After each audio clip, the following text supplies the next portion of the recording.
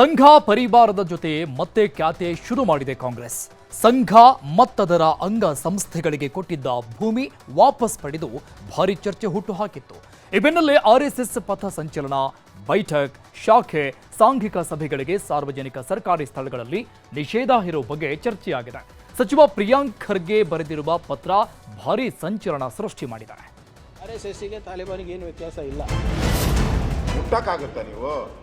ಮುಟ್ಟಿದ್ರೆ ಹಂಗೆ ಭಸ್ಮ ಆಗೋತೀರಾ. ಪ್ರಿಯಾಂಕಾ ಖರ್ಗೆ ಒಬ್ಬ ಮಹಾಮೂರ್ಖ, ಶತಮೂರ್ಖ. ಆರ್ಎಸ್ಎಸ್ ಭಾರತೀಯ ಜನತಾ ಪಕ್ಷದ ಶಕ್ತಿ. ಪಕ್ಷದ ಕಾರ್ಯಕರ್ತರ ಸಿದ್ಧಾಂತ ಹಿಂದುತ್ವದ ಕಿಚ್ಚು ಹೊತ್ತಿಸೋದರ ಜೊತೆಗೆ ಸಮಾಜಮುಖಿ ಕಾರ್ಯಗಳನ್ನ ಮಾಡೋದ್ರಲ್ಲೂ ಎತ್ತಿದ ಕೈ.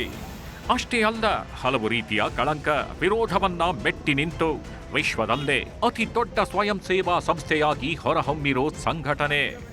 ನಾಗ್ಪುರದಲ್ಲಿ 1925ರಲ್ಲಿ ವಿಜಯದಶಮಿಯಂದು ಆರ್ಎಸ್ಎಸ್ ಅಧಿಕೃತವಾಗಿ ಆರಂಭವಾಯಿತು.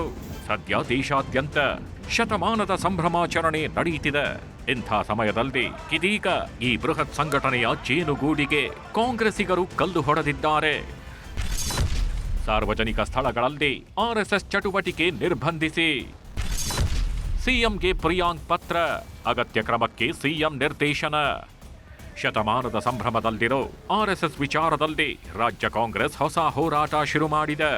ಸಿಎಂ ಸಿದ್ದರಾಮಯ್ಯ ಆದಿಯಾಗಿ ಕಾಂಗ್ರೆಸ್ ನಾಯಕರು ಆರ್ಎಸ್ಎಸ್ಗೆ ತುಚ್ಛವಾಗಿ ಮಾತನಾಡಿದ್ದು ಉಂಟು.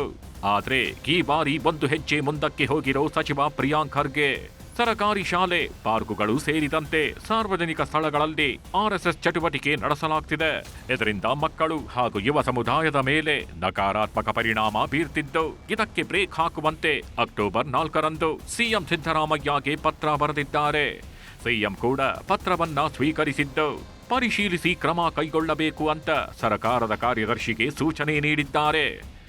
ಅನುದಾನಿತ ಶಾಲೆಗಳು ಹಾಗೂ ಸಾರ್ವಜನಿಕ ಸರ್ಕಾರಿ ಮೈದಾನಗಳನ್ನು ಬಳಸಿಕೊಂಡು ಶಾಖೆ ನಡೆಸುತ್ತಾ ಘೋಷಣೆಗಳನ್ನು ಕೂಗುತ್ತಾ ಮಕ್ಕಳು ಮತ್ತು ಯುವ ಸಮುದಾಯದ ಮನಸ್ಸಿನಲ್ಲಿ ಭಾರತ ಐಕ್ಯತೆಯ ವಿರುದ್ಧವಾಗಿ ಹಾಗೂ ಸಂವಿಧಾನದ ಆಶಯಗಳ ವಿರುದ್ಧವಾಗಿ ನಕಾರಾತ್ಮಕ ಆಲೋಚನೆ ತುಂಬಲಾಗುತ್ತಿದೆ.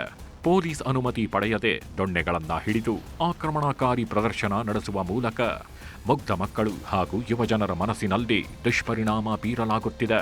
ನಾಡಿನ ಮಕ್ಕಳು, ಯುವ ಸಮುದಾಯ, ಸಾರ್ವಜನಿಕರು ಮತ್ತು ಸಮಾಜದ ಸ್ವಾಸ್ಥ್ಯದ ಹಿತದೃಷ್ಟಿಯಿಂದ ಸರಕಾರಿ ಶಾಲೆಗಳು ಹಾಗೂ ಸರಕಾರದ ಅನುದಾನಿತ ಶಾಲೆಗಳು ಮತ್ತು ಮೈದಾನಗಳು, ಉದ್ಯಾನವನಗಳು, ಮುಜರಾಯಿ ಇಲಾಖೆ, ದೇವಸ್ಥಾನಗಳು, ಪುರಾತತ್ವ ಇಲಾಖೆಯ ಸ್ಥಳಗಳು ಸೇರಿದಂತೆ ಯಾವುದೇ ಸರಕಾರಿ ಸ್ಥಳಗಳಲ್ಲಿ ಆರ್ಎಸ್ಎಸ್ ಸಂಘಟನೆ ಶಾಖೆ, ಸಾಂಘಿಕ್ ಅಥವಾ ಬೈಠಕ್ ಹೆಸರಲ್ಲಿ ನಡೆಸುವ ಎಲ್ಲಾ ಬಗೆಯ ಚಟುವಟಿಕೆಗಳಿಗೆ ನಿಷೇಧ ಹೇರಬೇಕು ಎಂದು ತಮ್ಮಲ್ಲಿ ಕೇಳಿಕೊಳ್ಳುತ್ತೇನೆ. ಇವತ್ತು ಇವ್ರದಾದಂಥ ಯಾವುದೇ ಇತಿಹಾಸ ಇವರಿಗಿಲ್ಲ. ಸುಮ್ಮನೆ ಹೊಸ ಹೊಸ ಇತಿಹಾಸ ಸೃಷ್ಟಿ ಮಾಡೋದು, ಸುಳ್ಳು ಹೇಳೋದು, ಮತ್ತು ಸಮಾಜದಲ್ಲಿ ಕೋಮದ ವಿಷಬೀಜವನ್ನು ಬಿತ್ತೋದು, ಧರ್ಮರಕ್ಷಣೆ ಹೆಸರಲ್ಲಿ, ಗೋರಕ್ಷಣೆ ಹೆಸರಲ್ಲಿ ಯಾವ ರೀತಿ ವಾತಾವರಣ ಇದೆ ನೀವೇ ನೋಡಿ. ನಮ್ಮ ಸಮಾಜಗಳಲ್ಲಿ ಸರ್ಕಾರಿ ಶಾಲೆಗಳಲ್ಲಿ ಬೈಠಕ್ಕೂ ಆಗಬಾರ್ದು, ಏನೂ ಆಗಬಾರ್ದು.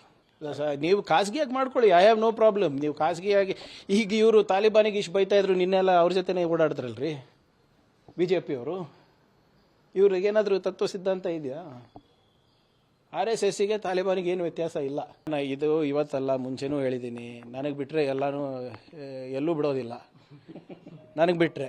ಆದರೆ ನಂದು ಇತಿಮಿತಿ ಇದೆ. ನಾವು ನನ್ನ ಚೌಕಟ್ಟಿನಲ್ಲಿ ಕರ್ತವ್ಯ ನಿರ್ವಹಿಸಬೇಕಾಗ್ತದೆ. ಅದಕ್ಕೆ ನಾನು ಪತ್ರ ಬರೆದಿದ್ದೀನಿ. ನನ್ನ ಕೈಲಿದ್ರೆ ನಾನೇ ಮಾಡ್ತಾ ಇದ್ದೆ. ನಿಮ್ಮ ವ್ಯಾಪ್ತಿ ಇದ್ರೆ ಬ್ಯಾನ್ ಕೂಡ ಮಾಡ್ತಿದ್ದೆ, ಯಾಕೆ ಮಾಡಲ್ಲ? ಕಾಂಗ್ರೆಸ್ ಸೇರಿ ಜೂನಿಯರ್ ಖರ್ಗೆ ವಿರುದ್ಧ ಸಿಡಿದೆದ್ದ ಕೇಸರಿ ಪಡೆ.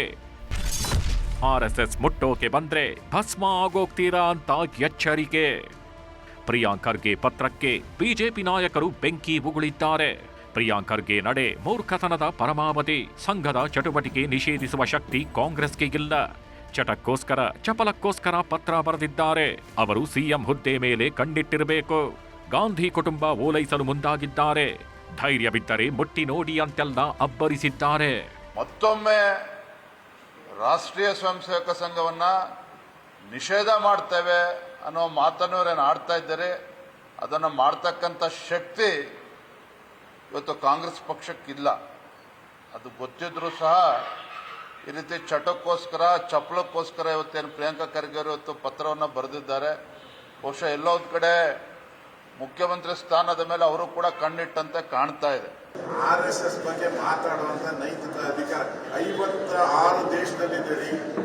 56 ದೇಶದಲ್ಲಿ ನಿಮ್ಮ MLAಗಳು ಎಷ್ಟಿದ್ದಾರೆ ಲೆಕ್ಕ ಹಾಕೊಂಡ್ರೆ ನಿಮ್ಮ MLAಗಳು ದೇಶದಲ್ಲಿ ಎಷ್ಟು ಜನ ಇದ್ದಾರೆ?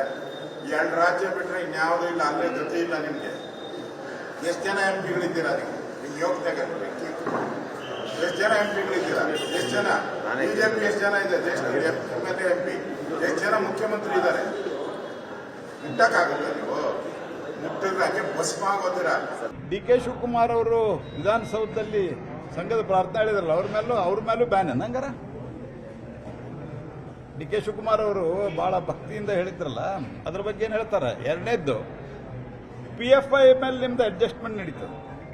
ಜಿನ್ನಾ ಸ್ಥಾಪಿತ ಮುಸ್ಲಿಂ ಲೀಗು ಇವತ್ತು ಭಾರತದೊಳಗದ, ಅದ್ರ ಜೊತೆಗೆ ಇವ್ರದ್ದು ಅಂಡರ್ಸ್ಟ್ಯಾಂಡಿಂಗ್ ಸಂವಿಧಾನಾತ್ಮಕವಾಗಿಯೇ ರಾಷ್ಟ್ರೀಯ ಸ್ವಯಂ ಸೇವಕ ಸಂಘ ಸಾರ್ವಜನಿಕ ಅಂದರೆ ಪ್ರತಿಯೊಬ್ಬ ಭಾರತೀಯನ ಆಸ್ತಿ. ಅದು ಯಾರ ಅಪ್ಪನ ಆಸ್ತಿ ಅಂತ ಪ್ರಿಯಾಂಕರಿಗೆ ಭಾವಿಸಿದಂಗೆ ಕಾಣುತ್ತೆ.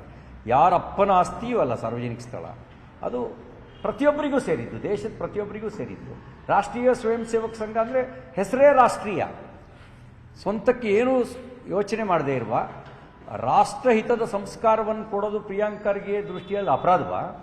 ಬಿಜೆಪಿ ನಾಯಕರಿಗೆ ಧ್ವನಿಗೂಡಿಸಿರೋ ಬಿಜೆಪಿಯ ಉಚ್ಚಾಟಿತ ಶಾಸಕ ಬಸನಗೌಡ ಪಾಟೀಲ್ ಯತ್ನಾಳ್, RSS ಬ್ಯಾನ್ ಮಾಡಲು ಜಗತ್ತಿನ ಯಾವುದೇ ದುಷ್ಟಶಕ್ತಿಯಿಂದಲೂ ಸಾಧ್ಯವಿಲ್ಲ. ಮುಸ್ಲಿಮರನ್ನ ಖುಷಿಪಡಿಸಲು ಪ್ರಿಯಾಂಕರ್ಗೆ ಈ ರೀತಿ ಹೇಳಿಕೆ ಕೊಡ್ತಾರೆ ಅಂತ ಗುಡುಗಿದ್ರು.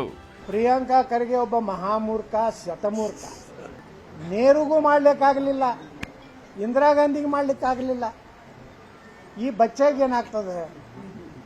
ಇದೊಂದು ಸುಮ್ಮನೆ ಬಚ್ಚ, ಇದು ಸುಮ್ಮನೆ ಏನೋ ಹೇಳ್ತದೆ. ಯಾಕಂದ್ರೆ ಮುಸ್ಲಿಮರು ಖುಷಿ ಪಡಿಸ್ಲಿಕ್ಕೆ RSS ಅನ್ನ ಈ ದೇಶದ ಕಾನೂನಿನ ಅಡಿಯಲ್ಲಿ ನಿಷೇಧ ಮಾಡಲಿಕ್ಕೆ ಎಲ್ಲಿ ಅವಕಾಶ ಇಲ್ಲ. ಸುಪ್ರೀಂ ಕೋರ್ಟ್ನಲ್ಲಿ ಕ್ಲಿಯರ್ ಆಗಿ ಜಜ್ಮೆಂಟ್ ಇದೆ.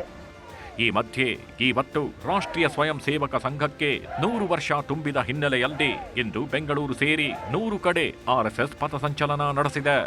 ಬಿಜೆಪಿಯ ಹಿರಿಯ ಕಿರಿಯ ನಾಯಕರೆನ್ನದೇ ಈ ಪಥಸಂಚಲನದಲ್ಲಿ ಭಾಗಿಯಾಗಿದ್ರು. ಇದೇ ಸಂದರ್ಭದಲ್ಲೇ ಪ್ರಿಯಾಂಕರ್ಗೆ ಸರಕಾರಿ ಶಾಲೆಗಳಲ್ಲಿ ಸಂಘದ ಚಟುವಟಿಕೆಗಳನ್ನು ನಿಷೇಧಿಸುವಂತೆ ಮನವಿ ಮಾಡಿರೋದು ಸಂಘರ್ಷಕ್ಕೆ ವೇದಿಕೆ ಒದಗಿಸಿದೆ. ಈ ಎಲ್ಲ ಬೆಳವಣಿಗೆಗಳ ಮಧ್ಯೆ ಕಾಂಗ್ರೆಸ್ ನಾಯಕರು ಮೌನಕ್ಕೆ ಶರಣಾಗಿದ್ದಾರೆ. ಈ ವಿಚಾರದಲ್ಲಿ ರಾಜ್ಯದಲ್ಲಿ ಮತ್ತೊಂದು ಸುತ್ತಿನ ರಾಜಕೀಯ ಯುದ್ಧ ಶುರುವಾಗುವ ಲಕ್ಷಣ ಗೋಚರಿಸಿದೆ. Bureau report, news 18.